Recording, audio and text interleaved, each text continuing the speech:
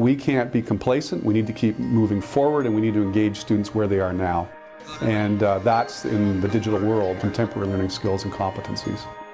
They can explore their interests within the parameters of the curriculum and become independent learners. Our system success plan is focused on sound instructional practices. It's focused on learning cycle, use of assessment for learning. It's focused on instructional leadership, and that's embodied in the Futures Form classroom. So it really is reinforcing the kinds of learning that we want to have for our staff and our students across the system. It runs over 2 periods as opposed to 1, and so we're doing a blended learning model. We've thrown a bunch of technology at the kids, and we've encouraged them to bring their own tech and be involved in the Wi-Fi. In that sense, it's got a different flavor. We get to work over the internet, interact with teachers and other students from around the board, have book talks, discuss the book and learn through it. And I found that really, really interesting and appealing to me, because instead of just sitting down with a group of people around me, I get to interact with people I've never really met or talked to, and we can have these discussions and we are connected through it. The Futures Forum project is not one teacher teaching a classroom, it's 12 high schools, all with a Futures Forum classroom, and those teachers collaborating and making sure that they're together and producing the same things. I love book club as an example, because you have one book being studied by multiple kids across multiple schools, facilitated by one teacher at one school, and then other kids by the other teachers, and so they're connecting. So unusual in all sorts of facets, but most of all the collaboration, I think. A Futures Forum classroom at the beginning of the semester will probably look a lot like a regular classroom.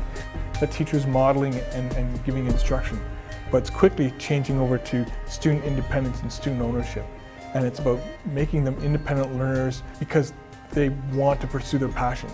If you walk in mid-year or towards the end of the year, you'll see students working more independently. And the teacher's going around acting as a coach, a co-learner, asking probing questions, getting students to think about what they're doing and getting them to go deeper. And sometimes the teacher is a student. The students will teach the teacher about what they've learned about so far in their course. Giving power to the students, feel that ownership for their own learning has been a huge revolution for me as an educator. We need to be learning an entirely different way, because back then we didn't have computers. Now we do.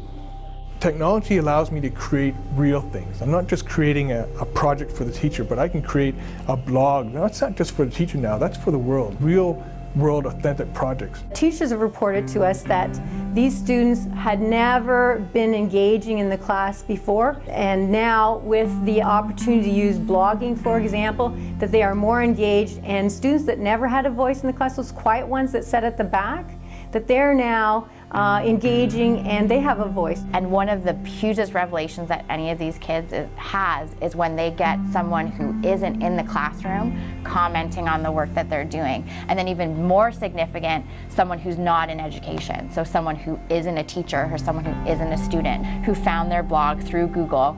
And that's incredible. It gives them such a great sense of self-worth. When we look at the work of a student in a blog to begin with, and they write very little at the start of the course, and then we've reflected and we've looked at their work later in the course, and they're writing a lot. And the quality of thinking that's gone on behind the writing. It's not just free-form prose, it's prose that has purpose. It's a narrative that is quite compelling and quite sophisticated in its composition. The technology, like being able to go and access like an infinite amount of information on the internet that you normally don't have access to with just a textbook or something, so you can learn a lot more, I find, with all the technology that we have access to.